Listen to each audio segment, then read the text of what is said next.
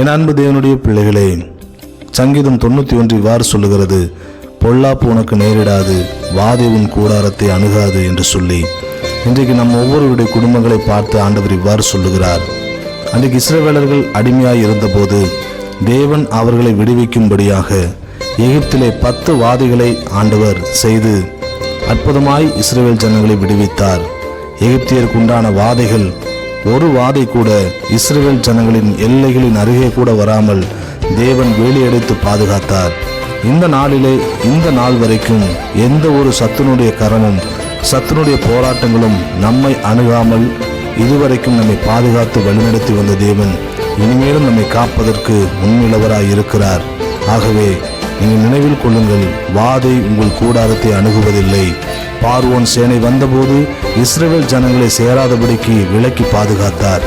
இன்றைக்கு உங்களையும் பாதுகாப்பார்.